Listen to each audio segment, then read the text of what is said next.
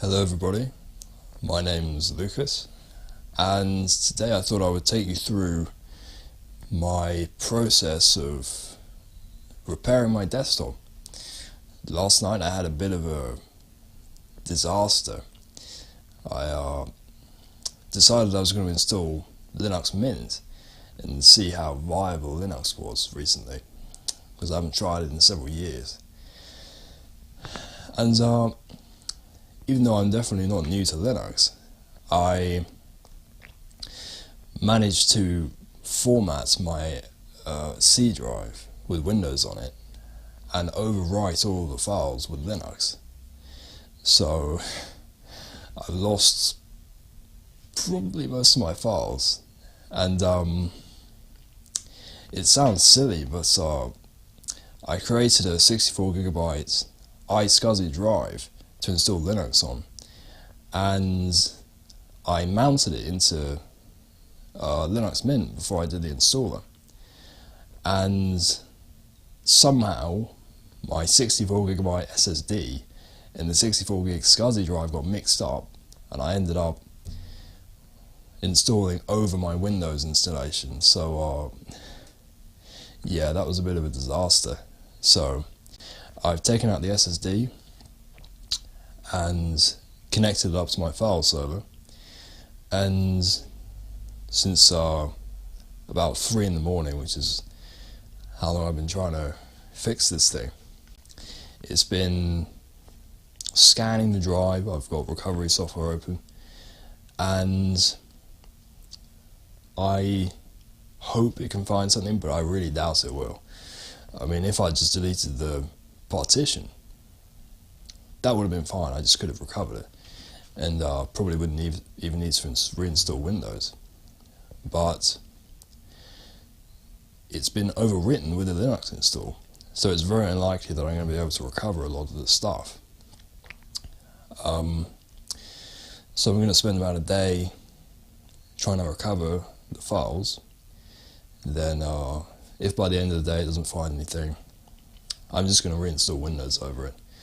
You know, you just got to know when to let things go. But what I think I may do is just take a image of the drive so I can keep scanning that image with other software after I've reinstalled. Anyway, what happened with my desktop, which is why it was not just as simple as reinstalling Windows, is coincidentally at the same time that my SSD was overwritten by my silliness, I started getting artifacts. The screen would go pixelated and then it would crash. So I thought I would take you through my process of repairing this, and hopefully it can help a few people who are maybe they have the same issue. But I'm just going to boot my desktop right now. I haven't changed anything since last night when it started happening, except for taking the SSD out. And I'll zoom into the monitor so you can see exactly what I'm talking about. Alright, so let me turn this thing on. Okay.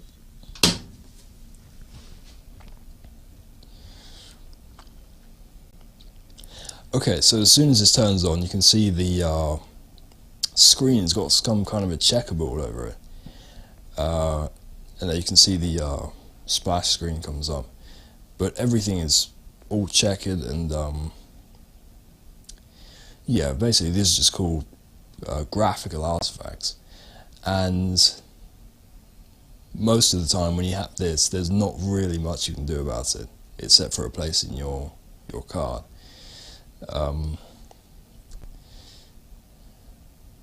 And 99% of the time, when you have artifacts like this, it will be the graphics card, or it will be if you don't have a graphics card, it will be the integrated graphics in your motherboard. So the only thing you really do is replace your motherboard. But I'm going to, right, I'll shut this off, and I'm going to open it up and swap out the graphics card. and hopefully that should fix the issue.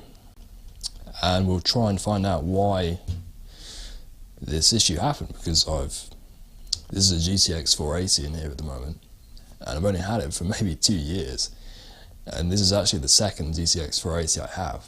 The first one I had died with the very same issues as this. I'm assuming it's just as due to how hot these cards get. You know, they're so hot they don't really last very long.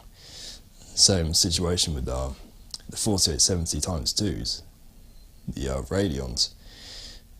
The failure rates on those are ridiculously high, just because they're so hot and they're so loud. I even remember a couple of years ago when I had a 4870x2 in my desktop, and I wanted to clean the thing out, just to clean the dust out of it. So I shut my computer off. After a couple of minutes, I opened up my case and unscrewed the graphics card, picked it up out of my case, and it was so hot I almost literally burnt my hand, dropped it straight on the floor. That's how hot those things get. But yeah, okay, so I'll turn this on its side and get the case open.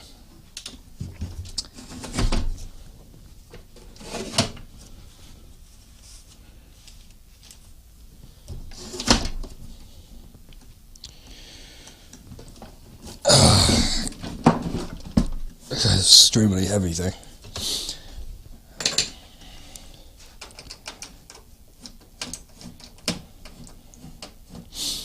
So I'm going to take the side panel off.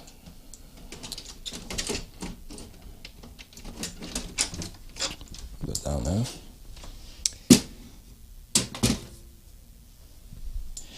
Okay, now first thing I'm going to do is unplug the power supply. Then I'm going to go around to the front of the case and push the power button.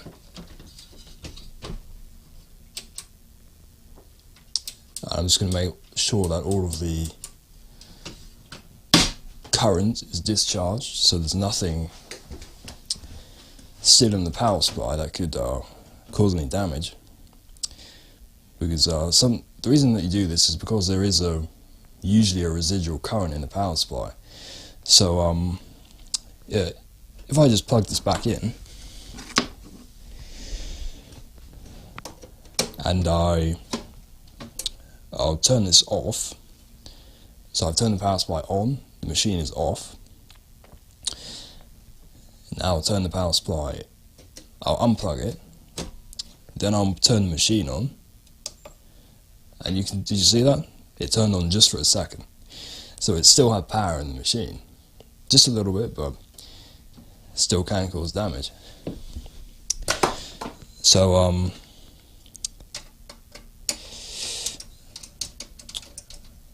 okay, so I'll actually start with taking out the PCI Express connectors. Let's see if I can sit this camera down so you can get a good view of what I'm doing.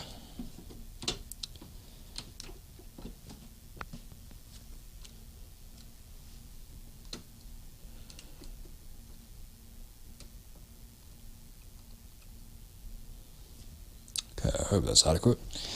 Okay, so when it comes to static, some people say that you need the cable plugged into the power supply into an outlet that's been turned off. But from an electrical safety point of view, that is a little bit dangerous, and it's not necessary. What's important is that no potential difference exists between you and your components. So what's important is that you're touching the case and you're on the same electrical level as the case. And if you're on the same level as the case, there's no way you can have a problem with ESD. Okay, so I'm going to take out these PCI Express power connectors, And then I'm going to unscrew the graphics card. It's usually the easiest way, taking out the connectors first, because otherwise I would just pull the card out with it. Okay, so I'm going to grab the card and then reach down and push this tab on the PCI Express slot. I'm going to take the graphics card out. It's a little bit tight, so I have to do it kind of sideways. Okay, now that's out, and let me sit this down.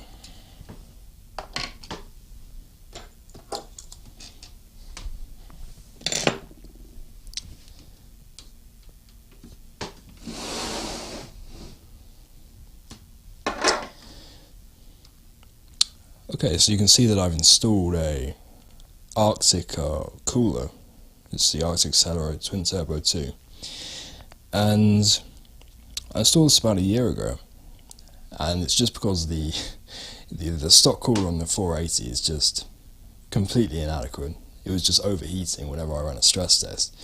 And that was when it was new. So it was a very, very hot card. And just having a look at the card, I don't see anything particularly wrong with it. Fans seem to be okay. Oh, what's this? Okay, I seem to have found a problem with this fan. Yeah, this one spins okay, but this one doesn't. And when I have a closer look at that, it seems that, yeah, okay, so let's see what that problem is. Yeah, the zip tie that I put on there to stop the cable from getting eaten up by the fan seems to be blocking the fan. And to be honest, I did hear a little bit of a tick every time I turn my computer on. I didn't think anything of it, but that's been going on for a while. And my temperature seemed to be okay, so I just assumed it was all okay, but yeah, there we go. And this fan is the fan that's directly above the VRMs in the memory. So presumably having this fan not spinning wouldn't particularly affect the GPU core temperature, because that's pretty much under the first fan. But presumably not having this fan spinning meant that the VRMs and memory were just getting way too hot, and I'm assuming that is why the card failed so early, just because it was getting too hot for its entire lifespan. So yeah, that's unfortunate. It's a bit silly that I didn't see that earlier, but it's okay because I have a spare graphics card lying around. Well, not a decent one, but okay, so I'm going to go and get another graphics card, and then I'll put it in and see if that fixes the issue. Okay, so I actually have one on the shelf over here, just behind the camera. Okay, here's what I have. A Quadro.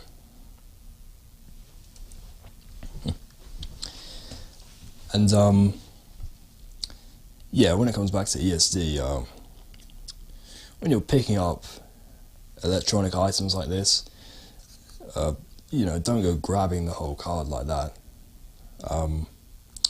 Just hold it by the sides, by the heatsink, and that way there's no way of having any accidental discharge, because I was walking around a little bit.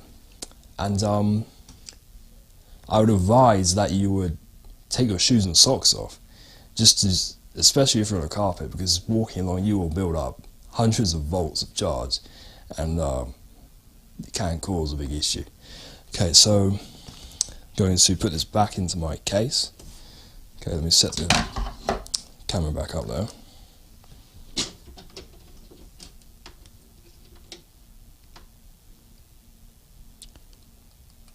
Okay, so it's going to go in the last slot of my motherboard.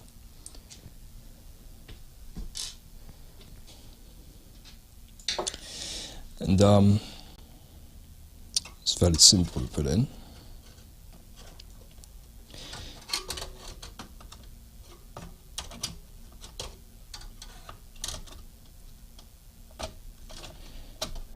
And somebody told me that you shouldn't use a magnetic screwdriver because it'll damage your components, but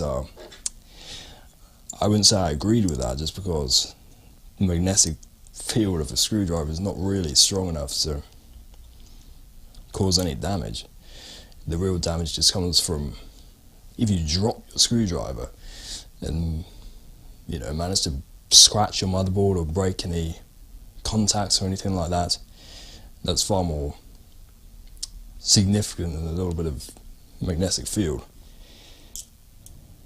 Anyway, I'm going to screw this in now. Need to tilt it forward a bit to get the screw in. Okay.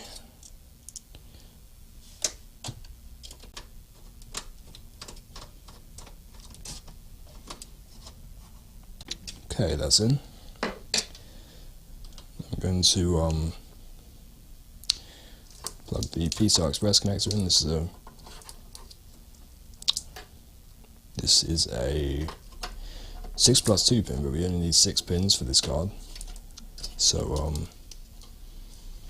it's a little dark, but if I can just get that in. Okay, that's in enough. Okay, so just going to connect the monitor and the power, and we're going to turn it on, see what happens.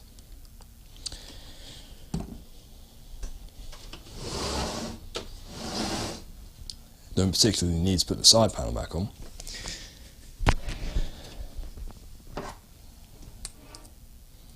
So all we need at the moment is VGA output and power.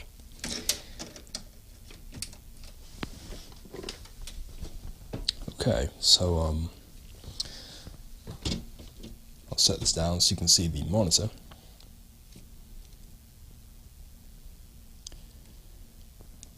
Okay, so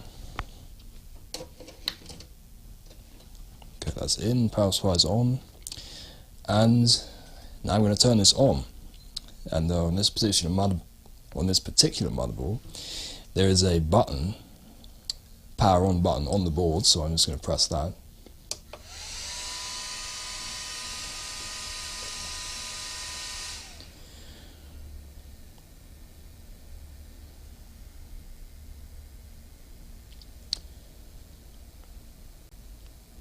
Okay, so everything seems okay. Got the splash screen come up, and it's gone straight into shell. So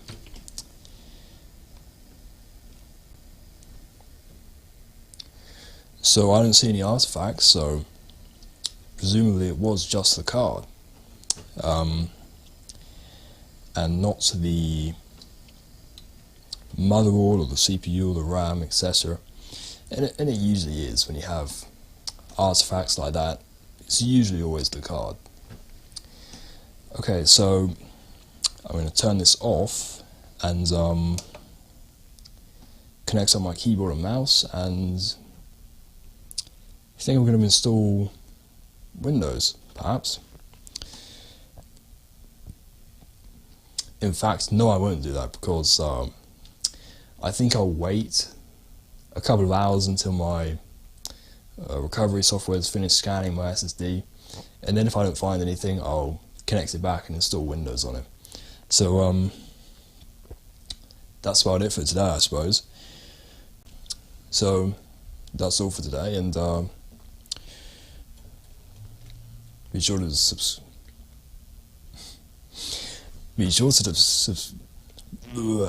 be sure to subscribe for more videos like this, and if it helps you, then like the video. If it didn't help you, like it anyway, I guess, just for my efforts.